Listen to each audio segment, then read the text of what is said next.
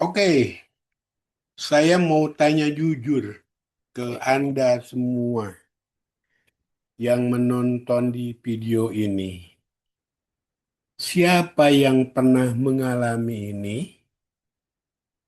Barang sudah lolos QC, tapi tetap dikomplain customer. Padahal sudah dicek, sudah sesuai standar, sudah lolos inspeksi. Tapi tetap saja customer tidak puas. Masalahnya bukan di QC-nya. Masalahnya lebih dalam dari itu. Dan hari ini kita akan bongkar kenapa barang yang katanya oke ternyata tidak oke di mata customer. Oke, perkenalkan.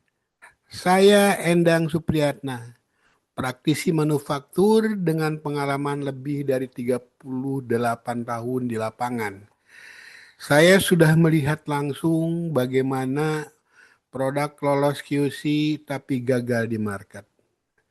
Sistem kualitas terlihat rapi tapi tidak efektif. Perusahaan sibuk inspeksi tapi lupa memperbaiki. Fokus saya bukan sekedar QC, tapi bagaimana membangun sistem kualitas yang benar-benar bekerja.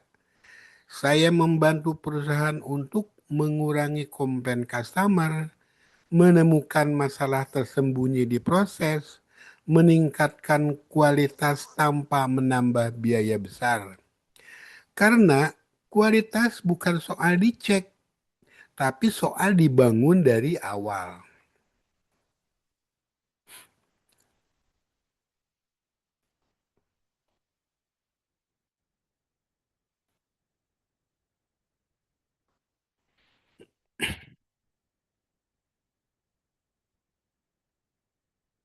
Tentang trainer, nama saya Endang Supriyatna, pengalaman 38 tahun di manufaktur. Spesialisasi saya Lean Manufaktur, Kaizen, ISO 9001, ISO 22716 Kosmetik GMP, ISO 31000 Manajemen Risiko. Audit internal manajemen mutu, productivity improvement, cost reduction, quality management, production system development. Pengalaman praktis saya pernah menangani operasional manufaktur, pernah menangani quality improvement, pernah mengalami audit ISO, pernah mengalami membangun sistem produksi, pernah membantu efisiensi biaya perusahaan, aktif sebagai trainer dan konsultan sampai saat ini.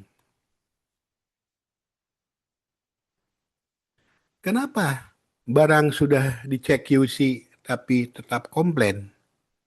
Sebuah masalah yang sering terjadi di industri manufaktur. Produk lolos pemeriksaan QC, namun komplain dari customer tetap berdatangan. Training kali ini membahas akar masalahnya dan solusi sistematis yang dapat diterapkan.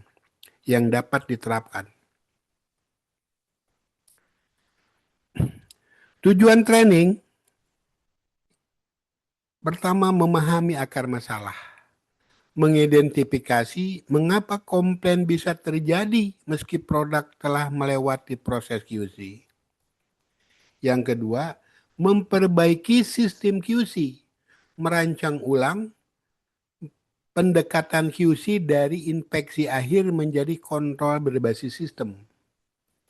Yang ketiga, menurunkan komplain customer, menerapkan langkah-langkah konkret untuk menekan angka komplain secara terukur dan berkelanjutan.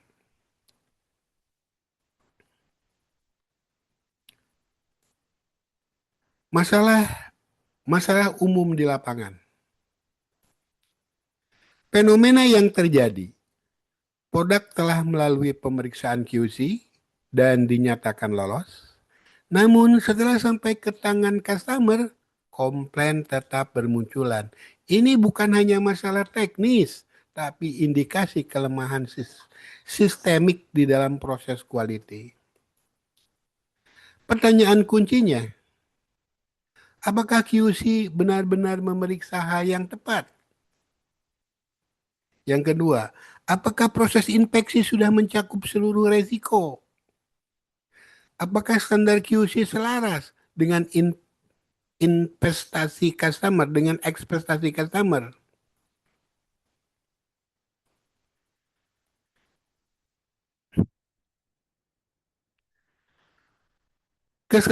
Kesalahan utama QC hanya fokus kepada inspeksi akhir.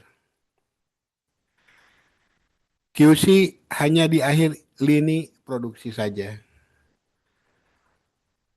Masalah tersembunyi, kesalahan tidak terdeteksi lebih awal. Pendekatan benar QC terintegrasi di setiap tahap. Kontrol yang berkelanjutan, cegah cacat sejak awal proses.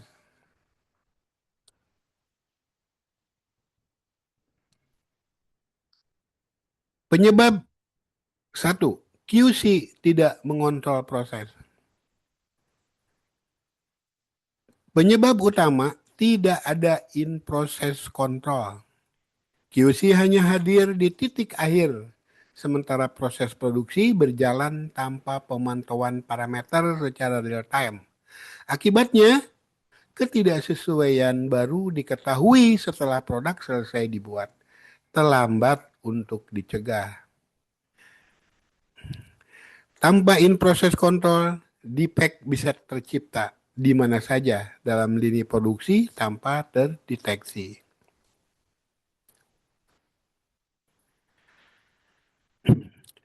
Tabel dampak defect lolos ke produk jadi. Titik proses tidak ada kontrol, dampak ke produk jadi. Titik prosesnya pencampuran bahan, tidak ada kontrol. Rasio tidak dicek berkala. Dampak ke produk jadi, konsistensi produk tidak stabil. Titik proses, peeling, pengemasan. Tidak ada kontrol, volume tidak dimonitor. Dampak ke produk, isi kurang atau berlebih. Sealing atau penutupan. Tidak ada kontrol. Kekuatan seal tidak diukur. Dampak ke produksi, produk bocor di pasaran. Pelabelan, tidak dicek kesesuaian label. Dampak ke produk jadi salah label, resiko rekal.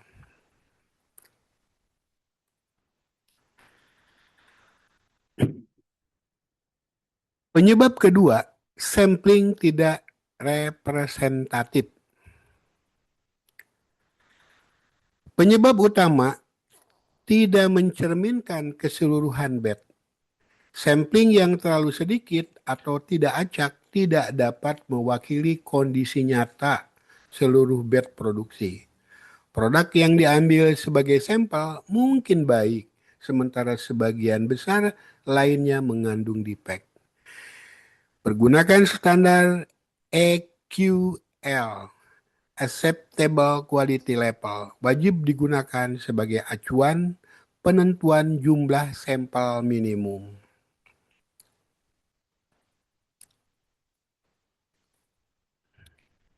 Tabel dampak sampling yang tidak memadai. Kondisi batch, jumlah sampel, hasil cek QC, kenyataan di lapangan. 1000 unit kondisi batnya. Jumlah sampling yang diambil 5 unit, 0,5%. Hasil cek QC lolos. Kenyataan di lapangan, defect 8% tidak terdeteksi. Kondisi bad, 1000 unit. Jumlah sampel yang diambil QC 80 unit. EQL 1,0. Hasil cek QC ditolak. Kenyataan di lapangan, defect berhasil diidentifikasi.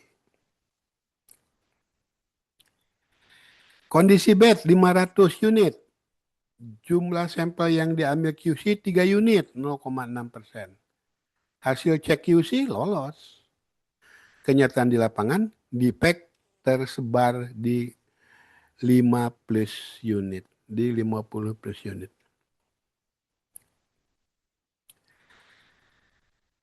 Kondisi bad, 500 unit. Jumlah sampel 50 unit, EQL 1,0. Hasil cek QC ditolak. Kenyataan di lapangan, bad berhasil di hold. Nah, semakin sedikit sampel yang diambil, semakin besar peluang defect lolos ke tangan customer. Penyebab ketiga, parameter kritis tidak dikontrol. Penyebabnya torsi kekencangan tutup. Cap torsi yang tidak sesuai menyebabkan tutup mudah terbuka atau bocor saat didistribusi dan penyimpanan. Yang kedua, masalah viskositas produk. Viskositas yang tidak konsisten mempengaruhi tekstur, performa, dan penerimaan customer terhadap produk. Suhu dan tekanan proses. Variasi suhu dan tekanan selama produksi berdampak langsung pada stabilitas dan kualitas produk akhir. Berat atau volume isi. Berat atau volume yang tidak terstandar menimbulkan ketidakpuasan customer dan potensi masalah regulasi.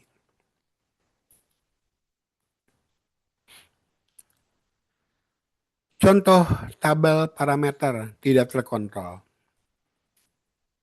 Parameter standar, kondisi aktual, dampak. Parameter cap torsi. Standar 15 sampai 20 Newton cm. Kondisi aktual tidak dicek tiap bed. Dampaknya bocor saat pengiriman.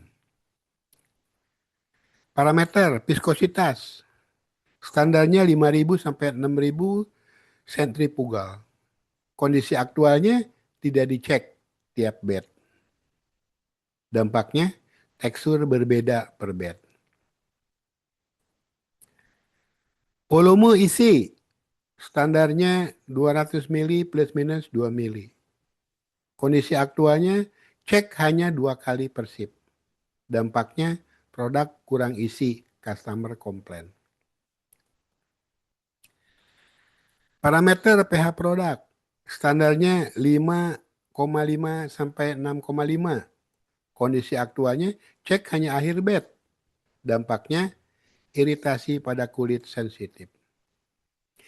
Parameter yang tidak diukur tidak dapat dikendalikan. Apa yang tidak terkontrol pasti akan terjadi masalah.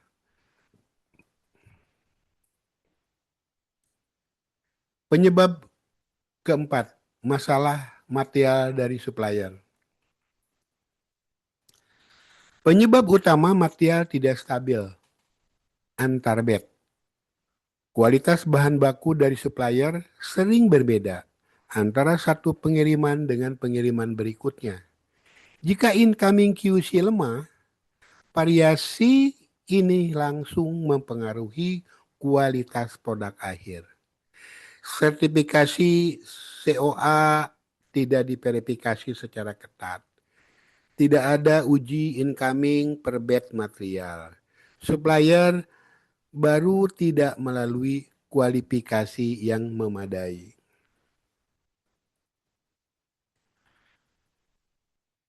Tabel variasi material antar batch supplier.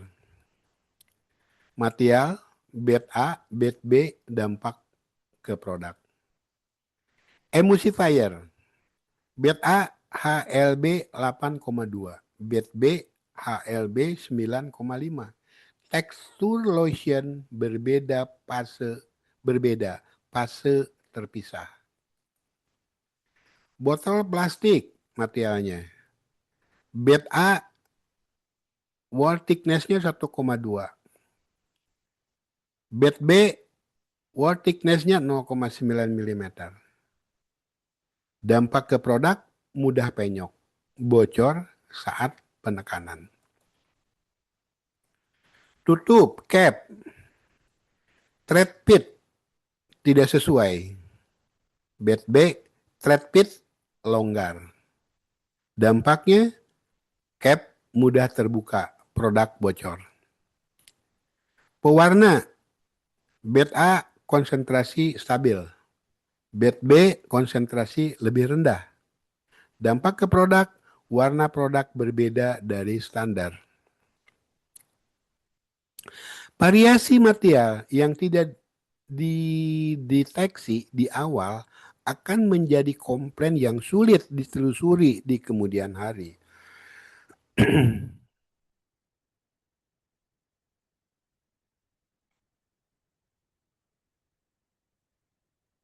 Penyebab kelima, penyebab utama produk rusak setelah produksi. Produk yang sempurna saat keluar dari lini produksi bisa rusak akibat penanganan yang tidak tepat selama penyimpanan, loading, atau pengiriman ke customer. QC tidak berakhir di lini produksi. Kondisi pengemasan, stacking, suhu gudang, dan metode pengiriman sama pentingnya.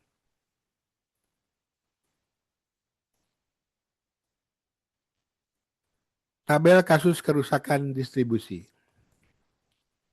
Tahap kondisi tidak sesuai, dampak. Penggudangan, kondisi tidak sesuai, stacking terlalu tinggi, suhu tidak terkontrol, dampaknya botol penyok, produk meleleh. Tahapnya, loading ke truk, kondisi tidak sesuainya dilempar, tidak diamankan dengan strapping. Dampaknya kardus rusak, botol retak. Pengiriman jarak jauh, kondisi tidak sesuai, guncangan berulang tanpa buffer packaging. Dampaknya produk bocor, seal terbuka. Penerimaan di toko, kondisi tidak sesuai, ditumpuk sembarangan. Dampaknya deformasi kemasan, kesan kualitas buruk. Kerusakan distribusi sering salah distribusikan sebagai kegagalan produksi. Investigasi harus mencakup seluruh rantai distribusi.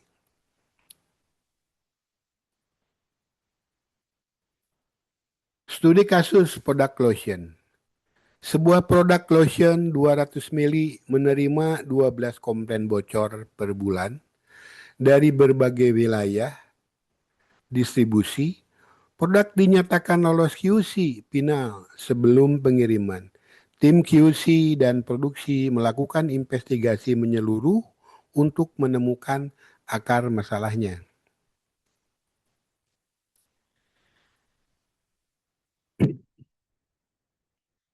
Keluhan diterima. Awalnya keluhan diterima, kemudian dianalisa akar masalahnya, kemudian diidentifikasi gap-nya, kemudian direview QC-nya.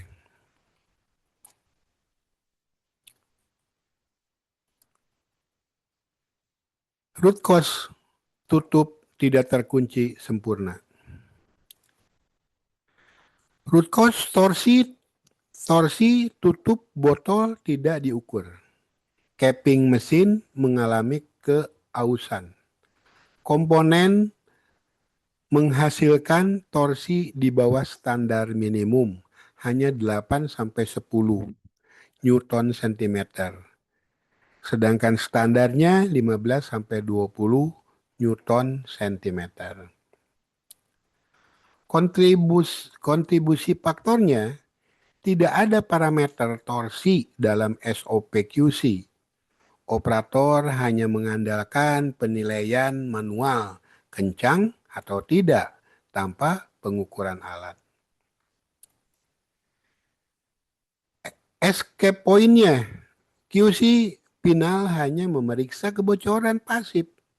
Dibalik, tidak mensimulasikan tekanan pengiriman dan suhu tinggi.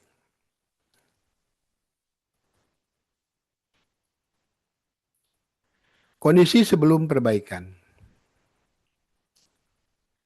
Tabel ini indikator kondisi sebelum.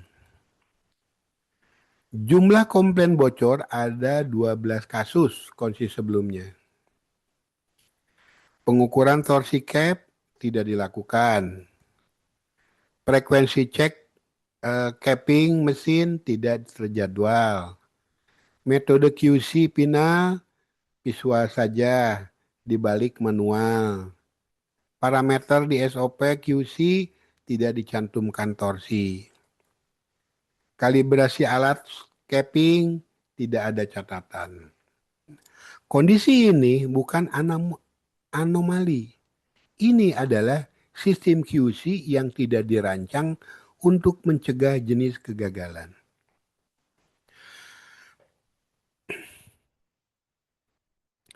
Implementasi solusi.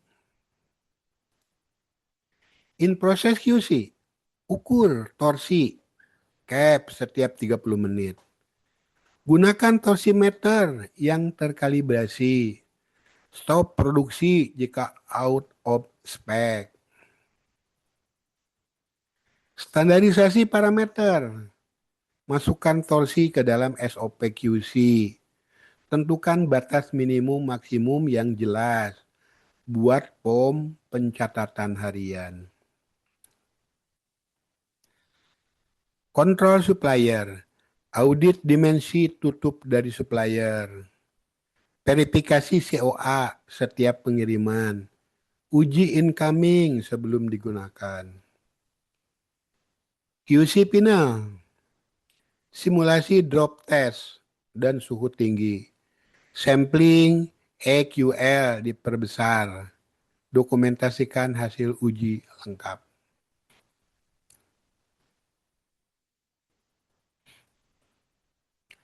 Hasil setelah implementasi. Indikator sebelum setelah perubahan. Komplain bocor 12 kasus per bulan. Setelah implementasi hanya 3 kasus per bulan. Perubahannya turun 7,5%.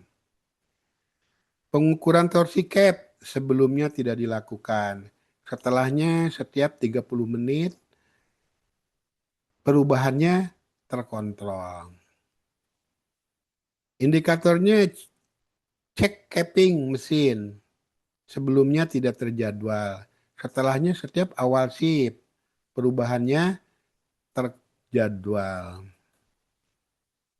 Indikatornya metode QC final. Sebelumnya visual saja. Setelahnya visual plus torsi plus drop test. Perubahannya diperkuat. Kalibrasi alat. Ya, sebelumnya tidak dicatat. Setelahnya terjadwal bulanan. Perubahannya terdokumentasi. Nah, penurunan 75% komplain dalam satu siklus implementasi membuktikan bahwa pendekatan sistematis jauh lebih efektif dibandingkan inspeksi akhir semata.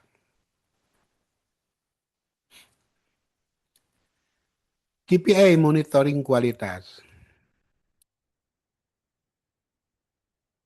Di atas di atas 3% customer komplain. Target maksimal kasus komplain per bulan setelah sistem QC baru berjalan. Di bawah 2%, persentase produk reject dalam proses dipantau per ship dan per lini.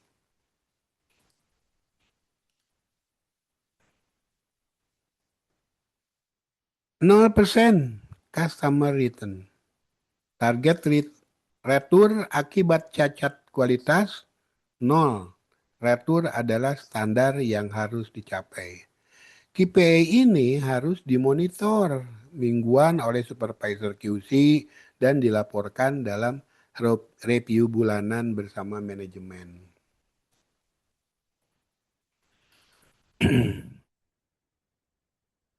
Penutup, QC harus berbasis sistem. Inspeksi akhir hanya mendekati masalah. Sistem QC yang baik mencegah sebelum terjadi. Kontrol setiap tahap proses, bukan hanya di akhir lini produksi. Ukur parameter krisis secara konsisten. Torsi, viskositas, volume, pH, semua harus terstandar dan terdokumentasi. QC adalah tanggung jawab bersama. Produksi, QC, supplier, logistik, semua berperan dalam kualitas produk akhir. Terima kasih atas waktu dan perhatiannya. Persoalan besar, persoalan besar bukan karena kita tidak mampu, tapi karena kita berhenti berusaha memperbaikinya. Mari kita terus berusaha untuk hasil yang lebih baik. Hari ini kita belajar satu hal penting. QC bukan solusi utama. QC hanya filter terakhir. Kalau kita ingin komplain hilang, maka kita harus memperbaiki sistem, bukan hanya inspeksi. Karena produk yang bagus bukan yang lolos QC, tapi yang tidak perlu dikomplain oleh customer. Mulai hari ini, jangan hanya fokus mencari kesalahan di akhir proses, tapi bangun sistem yang membuat kesalahan itu tidak pernah terjadi dari awal. Terima kasih, sampai jumpa di video-video berikutnya.